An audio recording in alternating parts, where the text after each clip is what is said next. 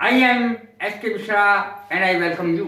आज मैं आपके लिए दो शब्द लाया हूं, इंस्टिंक्ट और एक्सटिंक्ट। दोनों बिल्कुल अलग अलग शब्द हैं और एक जैसे लगते हैं देखने में, इंस्टिंक्ट एंड एक्सटिंक्ट। पहली बात तो ये देखें ग्रामेटिकली इनमें क्या अंतर है। इंस्टिंक्ट एक नाउन है, एडजेक्टिव है एक्सटिंक्ट। बिल्कुल अर्थ बिल्कुल अलग अलग है। यहां मैंने उच्चारण भी दिए हैं इनके। इंस्टिंक्ट का अर्थ क्या होता है, हमारे अंदर कुछ सहज ज्ञान होता है, कुछ मूल प्रवृत्ति होती है, जंतुओं में भी होती है और इंसान में भी होती है। मूल प्रकृति है, जैसे मछली को तैरना कौन सिखाता है, उसकी मूल प्रकृति है, प्रवृत्ति है ये तैरना, उसको तैरना आता है। पक्षियों को उड़ना कौन सिखाता है, कोई नहीं सिखाता है, वो सहज ज्ञान है उनका, स्वाभाविक या मूल प्रवृत्ति कहलाती है। इंस्टिंक्ट इसकी अंग्रेजी होती है, सहज ज्ञान, मूल प्रवृत्ति, स्वाभाविक प्रवृत्ति। ये the pilot acted on instinct, सहज ज्ञान का से काम दिया पायलट ने, and landed the plane safely, और सुरक्षा पूर्वक प्लेन को उतार दिया, लैंड कर दिया।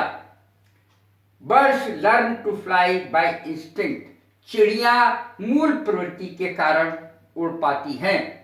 मूल प्रवृत्ति से ही है उनमें कि वो उड़ जाएं। I put my foot on the brake, मैंने अपना पैर ब्रेक पर रख दिया, कुछ कहता थोड़ी है, ये कुछ कोई वैसी प्रक्रिया नहीं है। रिफ्लेक्स एक्शन कहते हैं बायोलॉजी में इसको, रिफ्लेक्स एक्शन, स्वतः ही होने वाली क्रियाएं। I put my foot on the brake, मैंने ब्रेक पर पैर रख दिया। इंस्टिंक्टिवली, सहज रूप से, स्वाभाविक रूप से, सहज ज्ञान के द्वारा। To see the truck, truck को देखकर मैंने स्वतः ही मेरा पैर ब्रेक पर चला गया। और ऐसा होता ही है, अगर इतनी देर में सोचोगे, इतनी देर में तो भिड़ जाओगे। We close our eyes instinctively, यहां पे मैंने इसका एडवर्ब का यूज किया है। We close our eyes instinctively when something comes suddenly, यदि कोई चीज अचानक हमारे सामने आ जाए तो हमारी आंखें सोचती नहीं है हमें आंख बंद करनी है, खुद ही बंद हो जाती हैं। कोई डॉक्टर आपकी आंख में दवाई डालने के लिए आए, आपकी आंखें स्वतः ही बंद हो जाएंगी। We close our eyes instinctively when something comes suddenly, कोई चीज अचानक आए तो हमारी आंखें खुद ही बंद हो जाती हैं, यानी स्वाभाविक रूप से सहज ज्ञान के द्वारा बंद हो जाती हैं। एक्सटिंक्ट को समझ लें, ये एडजेक्टिव है, वो नाउन था।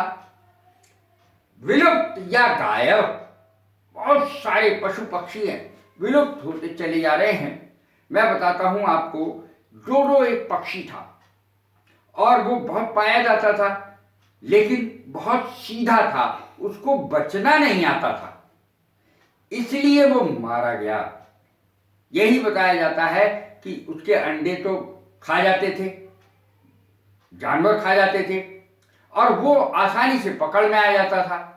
तो इस प्रकार से वो दुनिया से ही एक्सटिंक्ट हो गया, गायब हो गया। डायनासोर्स के साथ भी यही हुआ, विलुप्त, गायब। डायनासोर्स बहुत बड़े प्राणी थे, सबसे बड़े प्राणी थे।